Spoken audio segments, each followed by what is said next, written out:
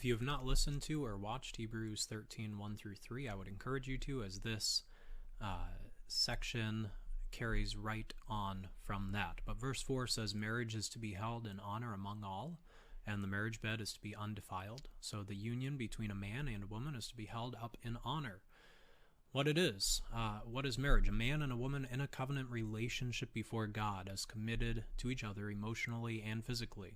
This relationship was instituted for God's glory. It's used as an illustration of God's relationship to Israel and a sacrificial love for his people, Christ to the church as well. Husbands are called to lovingly lead and promote their wives' sanctification, and wives are to lovingly submit to and help their husbands in life. Within marriage, there is a physical relationship that takes place only for married people.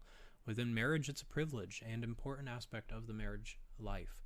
When enjoyed outside of marriage, it's a sin and a misuse of God's design. He says this for fornicators and adulterers, God will judge.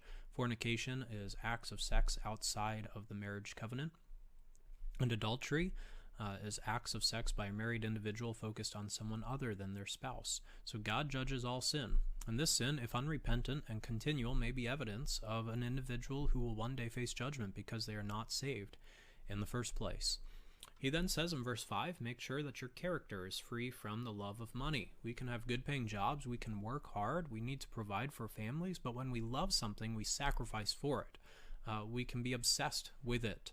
It takes over, and this is what must never come about in a believer's life. We should be wise stewards and take care of our money, but when it comes to generosity, we should hate our money. We should be eager to help those in need, and of course for the sake of the gospel and giving to churches and missions.